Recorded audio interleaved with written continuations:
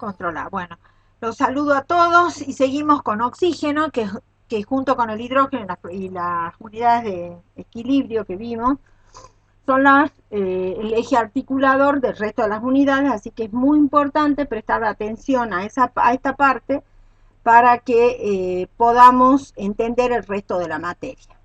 El oxígeno, a diferencia del hidrógeno, forma parte, tiene ubicación periódica, está en el grupo 6 o grupo 16, junto con el azufre, el selenio, el teluro. Eso lo vamos a ir ampliando bien cuando nos toque estudiar el grupo. Aquí está la lista de los isótopos. El isótopo más abundante es el oxígeno 16, que es el que más peso tiene en el cálculo del peso atómico que está en la tabla.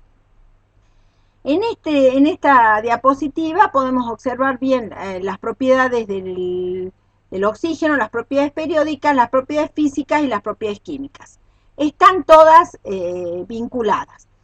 El número de oxidación, acuérdense, de acuerdo a la asignación de los números de oxidación de la regla que estudiamos, es -2 para el oxígeno como más frecuente, -1 menos frecuente pero importante porque es el que está presente en el peróxido de hidrógeno, y el +2 es cuando el oxígeno se combina con el flúor, porque el flúor es aún más electronegativo que el oxígeno.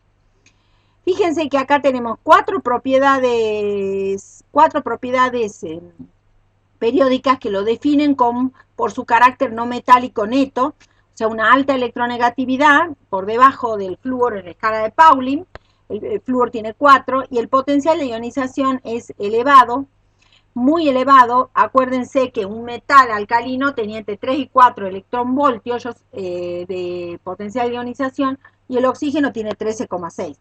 Va a costar mucho poder extraer un electrón. Entonces, ese potencial de ionización es una presión de eso. Acá se los muestro también en kilojoule por mol para que ustedes puedan manejar las dos unidades y dimensionen lo que yo quiero que dimensionen, que es las magnitudes. Cuando es muy alta, va a tener muy poca tendencia a perder el electrón. Cuando es más baja, va a tener mayor tendencia a perder el electrón y formar un cation, por eso. En este caso, el oxígeno va a formar un anión. Luego que le aplique la electroafinidad, que acá la tenemos, negativa, como sabemos que son siempre, la primera energía de electroafinidad es negativa, y la segunda generalmente es positiva, eso lo explicamos en la parte de propiedades periódicas. Uno está hablando de un no metal. Acuérdense que tiene la magnitud de energía de electroafinidad, la primera es -141, el litio, por ejemplo, que es un metal, está en -60. O sea, ahí se ve la importancia de la diferencia y el carácter metálico notable del oxígeno. Las propiedades físicas nos hablan de un gas porque, bueno, tiene muy bajo el punto de ebullición y el punto de fusión, no están hablando de un gas. Entonces, por eso es cuando ustedes planteaban las reacciones químicas y tenían que plantear una reacción química redox y después aplicar la ecuación de Nernst al cálculo del potencial en condiciones no estándar, cuando planteaban el Q de reacción, la cosita de reacción, omitían el hecho de que tenían gases y que tenían que poner presión en lugar de concentración. Aquí tienen que poner, en el caso de los gases, presión. Incluye también la temperatura crítica y presión crítica porque es una medida de la facilidad con que se licúa un gas. Cuando una temperatura crítica es muy baja, como en este caso, ya cuando hablamos de un gas hablamos del dioxígeno, ¿no? No del, las propiedades periódicas se asocian al átomo. Ya cuando hablamos de gas es una molécula diatómica como la mayoría de los gases, salvo los gases nobles. Las temperaturas críticas extremas, temperaturas críticas extremas, nos está hablando de que no va a ser sencillo licuarlo y el hecho de que sea fácil o difícilmente licuable es algo que un ingeniero tiene que tener en cuenta, porque cuando pasa al estado líquido disminuye su volumen, es más fácilmente almacenable y transportable. También es importante la propiedad química. Por ejemplo, acá el oxígeno, por los dos potenciales de reducción positivo que hay acá, nos está hablando de que tiene mucha tendencia a reducirse, tanto en medio ácido como en medio básico, por lo tanto, es un oxidante importante. Y acá también hay otra cosa que se introduce, otro concepto que introduzco hoy, que es, que es un gas paramagnético. Quiere decir que si analizamos la estructura electrónica del oxígeno, nos da que tiene electrones sin aparear, o sea, electrones que no están ubicados en pares. Eso es muy importante porque nos le va a dar propiedades magnéticas al oxígeno. En la plataforma yo puse un video donde se demuestra con una experiencia que el oxígeno es atraído por un imán. Entonces, eso indica que es paramagnético. Porque ustedes se acuerdan, cuando estudian estructura atómica, los electrones son pequeños magnetos, son cargas en movimiento. Y acá tenemos electrones sin aparear. Entonces, eso hace que aumente esa característica del magnetismo. Acá les puse también la expresión de electronvoltio, por si no, la unidad de electronvoltio, que significa, para que lo tengan presente si no lo vieron en química general. Es una unidad de energía, igual que el kilojoule, por ejemplo, o como el kilojoule, perdón. La abundancia del oxígeno en el aire corresponde al 21%, la presencia de oxígeno en el aire corresponde al 21% en peso, y es que de allí es que lo vamos a obtener a partir del método Linde, que incluye una licuación. Les recuerdo que licuar un gas es pasar del estado gaseoso a líquido, aumentando la presión y disminuyendo la temperatura. El oxígeno, la cantidad de oxígeno que disponemos, ¿dónde está concentrada? En la primera capa de la atmósfera, que es la estratosfera. Ese oxígeno, ese contenido, es producto de un balance entre lo que se genera por la fotosíntesis y lo que se consume por todas las combustiones, que incluyen la respiración de los seres vivos. Las combustiones fundamentalmente son fósiles, o sea, cuando se combustionan los hidrocarburos, que son los material combustible, y produce dióxido de carbono y agua, y por eso es que como las combustiones fósiles consumen mucho oxígeno y generan demasiado dióxido de carbono, eso ya es un problema ambiental que lo vamos a ir trabajando, se llama efecto invernadero. La molécula de oxígeno son dos átomos unidos. Si ustedes analizan la estructura de Lewis como está acá, comparten dos pares, por lo tanto es una molécula unida por dos átomos de oxígeno y por un enlace doble. Es una molécula no polar de acuerdo a la regla de la diferencia de electronegatividad, que nos da cero, pero aunque es no polar, puede solubilizarse en agua. Y eso, si nosotros recordamos que el agua es una molécula polar, eh, entonces nos plantea un interrogante: ¿cómo es la interacción entre esa molécula de oxígeno y el agua? Pero se disuelve lo suficiente como para sostener la vida acuática. Evidentemente hay una interacción intermolecular que hay que explicar. Entre las interacciones moleculares que ustedes conocen, o las van a tener que repasar ya, o vayan a repasar, las tenemos a las fuerzas de London, que son las que actúan entre moléculas no polares, las dipolo-dipolo, entre moléculas que son polares, y luego tenemos un caso particular de unión dipolo-dipolo, que son el puente hidrógeno, que es cuando hay hidrógeno unido a elementos muy electronegativos. Nosotros lo vimos en hidrógeno cuando vimos los hidruros que se forman con los elementos del grupo P. Los hidruros covalentes, ahí estaba el agua, el amoníaco, el fluoruro de hidrógeno, ahí se ve la unión intermolecular. Las uniones intermoleculares son claves, porque así como yo podía explicar que los hidruros covalentes polares, como el agua, el amoníaco, el fluoruro de hidrógeno, tenían constantes físicas, puntos de ebullición elevado, a pesar de tener bajo masa molar. Lo que sucedía es que las moléculas estaban unidas muy fuertemente. Entonces, esas uniones intermoleculares me explican muchas propiedades, así que las tienen que tener presentes, y si no, vayan a repasarlas. Un alótropo, la alotropía, eso vamos a estudiar cuando estudiemos determinados elementos cuya alotropía es importante. Alotropía, casi muchos elementos tienen alotropía. En el caso del oxígeno particular tiene un solo alótropo notable, que es el oxígeno 3 o ozono. ¿Por qué es alótropo? Porque al igual que el oxígeno está conformado por la unión de átomos de oxígeno, pero no tiene la misma unión.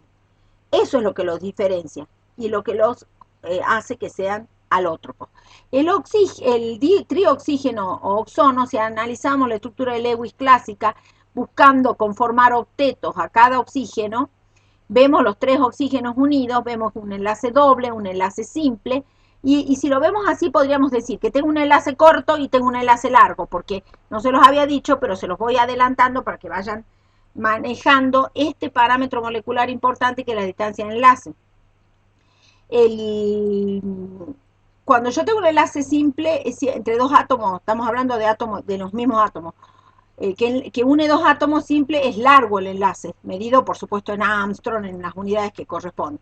Si tengo uno doble es más corto, si tengo uno triple es aún más corto. Entonces, en este caso, si yo planteo la estructura de líneas de enlace, que siempre tiene que plantear las dos, la de punto cruz, que le decimos, la electrónica, porque es la que nos dice si conforma o no conforma octeto. Ustedes van a ver, como el caso del el ácido bórico, no conformaba octetos alrededor del boro. Bueno, acá sí se conforman octetos, pero fíjense que yo puedo plantear en enlace doble entre los dos primeros, o entre el segundo y el tercero. Esto me está hablando de que evidentemente este par electrónico está deslocalizado entre los tres centros. Eso es lo que nos daba la teoría de la resonancia electrónica. La deslocalización del par nos explicaba que una molécula puede ser representada por más de una estructura de Lewis, que es el caso este. Y eso justificaba, esta deslocalización del par electrónico justificaba el hecho experimental, cuando se mide la distancia de enlace, que las distancias de enlace oxígeno-oxígeno son iguales. El primero con el segundo con el tercero, son iguales. O sea, significa que este doble enlace está deslocalizado en los tres centros y por lo tanto el enlace es igual. Ahora, ustedes me dirán, ¿es enlace simple o enlace doble? Intermedio, le contesto yo, entre un doble y un simple. Pueden utilizar lo que usábamos antes en la escuela, no sé si lo siguen estudiando, los números mixtos. Un medio sería el enlace en este caso. ¿Sí? Eso lo podemos verificar bien cuando si llegáramos a aplicar con ustedes, que no lo aplicamos, pues son tres átomos en juego, la teoría del orbital molecular justifica esto que estoy diciendo. El ozono, a su vez, desde el punto de vista químico, es termodinámicamente muy inestable y se descompone en átomos. 2 moles de ozono se descomponen en 3 moles de moléculas de dioxígeno. O sea, es muy inestable. Es un gas diamagnético, lo contrario, el paramagnético. Acá tiene todos los electrones ubicados en pares. No hay ningún electrón desapareado. Aquí están las características que se las pueden ver ustedes. Lo que sí es importante es destacar que la mayor concentración de ozono no la encontramos en la estratosfera, como el oxígeno, sino no la encontramos en la troposfera, como el oxígeno, sino en la estratosfera. Estas son propiedades físicas importantes. Tiene un olor característico y es altamente tóxico por encima de los 0,1 ppm. O sea, esto es lo que se llama el tenor máximo. Cuando tengo sustancias tóxicas, siempre se determina el tenor máximo. Ustedes vieron el problema del cianuro, que en el cianuro el tenor máximo era 10 microgramos por mililitro. Yo no podía superar esa cantidad si no consideraba que el medio ya estaba contaminado, como era el caso de ese problema.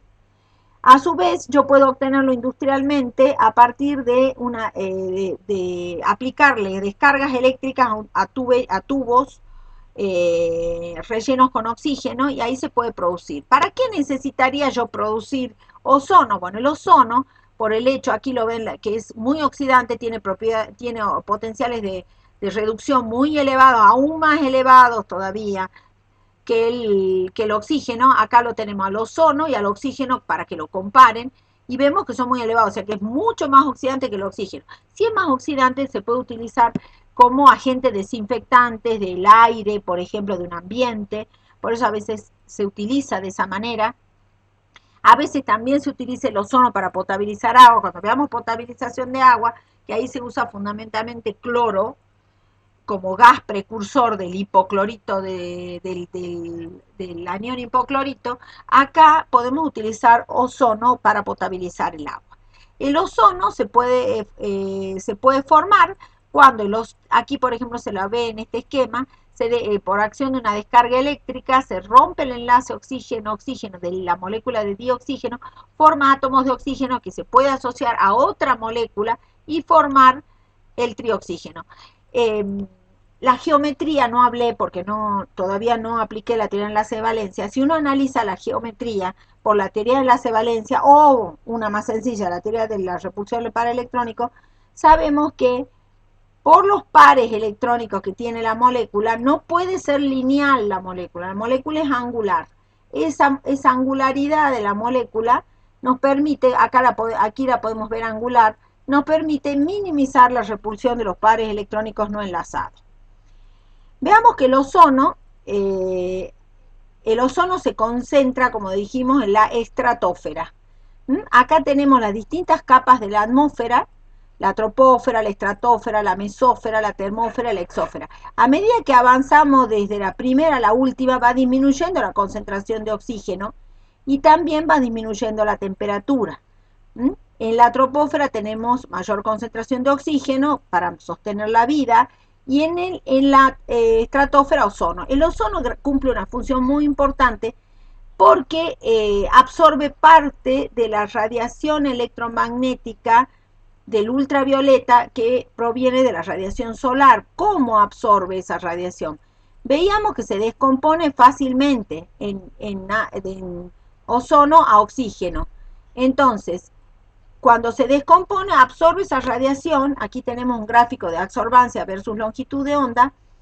Ya vamos a ir ampliando qué es esa radiación electromagnética, pero lo que nos marca este gráfico es que tiene una gran absorción en las franjas de longitud de onda que corresponden a la radiación electromagnética de mayor energía. Entonces evita que esa radiación llegue a la Tierra y provoque daños a los seres vivos. Por dar un ejemplo concreto, si esa radiación no viene filtrada por el ozono, por eso cumple una función ambiental tan importante, puede producir cáncer de piel en los seres humanos y entonces es un grave daño. Por eso es importante que se mantenga esa concentración en la estratosfera.